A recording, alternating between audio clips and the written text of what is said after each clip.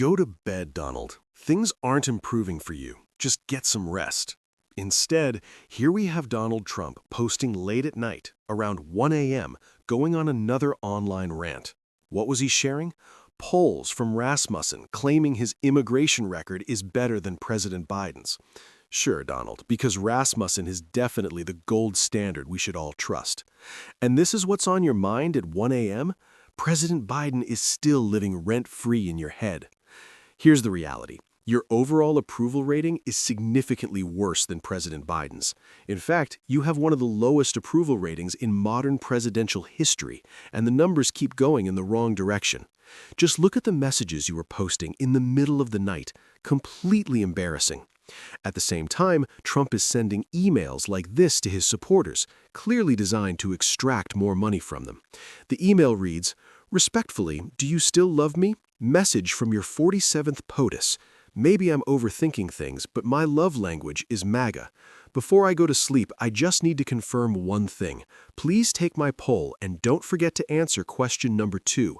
I miss you. It only takes 30 seconds. Final 12 hours. When people click that link, they end up donating large sums of money, and when they check a box they think is just confirming they've read everything, the donation doubles and becomes recurring. This is straight-up exploitation, especially targeting elderly supporters, pulling thousands of dollars from people under misleading pretenses. Now, I understand why Trump is awake at all hours, spiraling online. The Epstein files are out, and Trump's name appears over 38,000 times. His name appears more than Harry's does in the Harry Potter books, and more than Jesus is referenced in the Bible. And Trump is mentioned in some of the most disturbing contexts imaginable. At this point, it's hard to even call it a question anymore whether Jeffrey Epstein truly died by suicide. I'm not someone who jumps to conspiracy theories, but when you look at the timeline and the documented facts, the official story simply does not hold up. For example, surveillance footage shows someone in an orange jumpsuit near Epstein about an hour before his death, footage that was later removed from the official narrative. We're also told Epstein died by hanging with a noose, yet that noose was never recovered. Instead, authorities released a photo of an orange jumpsuit tied in a knot, even though that wasn't what was supposedly used. The actual noose was never found, and that detail is documented in the Epstein files. Then there's the inmate Epstein was housed with, Nicholas Tartaglione, a convicted quadruple murderer who claimed his motive involved killing people tied to child sex trafficking. He was moved next to Epstein and later filed a petition stating he believed he was placed there to kill Epstein. Tartaglione has since asked Donald Trump for a pardon or sentence commutation. He was reportedly removed from the unit days before Epstein died. Now, here's a major finding uncovered by the Midas Touch Network. Epstein died on August 10, 2019, but the Trump DOJ prepared a draft press release about Epstein's death on August 9th, one full day earlier. Let me repeat that. The draft statement announcing his death was written before Epstein died. The document is dated Friday, August 9th, 2019. Epstein died on Saturday, August 10th. This isn't a simple typo. The day and date are both wrong. The draft states that Epstein was found unresponsive and pronounced dead, with no mention of suicide. Only in the final version, released after his death, did they add the phrase apparent suicide. That means the announcement of his death was already prepared in advance. We also know key surveillance footage from the time of Epstein's death was deleted. Guards failed to perform required checks and later admitted to falsifying records.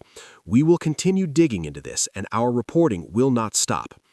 Another development clearly keeping Trump up at night, Democrat Chastity Martinez won Louisiana House District 60 in a special election, easily defeating the Republican candidate. This matters because Trump won that same district by 13 points. Republicans were hoping this would be their first flip, but instead, Democrats overperformed by nearly 40 points. This continues a national trend. Democrats are massively overperforming in special elections by 20, 30, even 40 points. If these numbers hold, Republicans are in serious trouble heading into the midterms. Senator John Ossoff of Georgia summed it up perfectly in a speech we covered. He questioned whatever happened to the so-called "don't tread on me" crowd, pointing out how MAGA politicians now demand blind obedience to federal authority or else. He also said MAGA was supposed to represent the working working class, but instead it represents what he called the Epstein class. He nailed it. MAGA claims to fight elites, but the reality is rising prices, disappearing jobs, cuts to Medicaid and school lunches, and defunded nursing homes, all while billionaires benefit. Trump promised to fight for working people. Instead, rural hospitals are closing to fund tax cuts to the ultra-wealthy. He promised to end endless wars, yet we're right back to them. He promised to drain the swamp, but this has become one of the most corrupt administrations in history.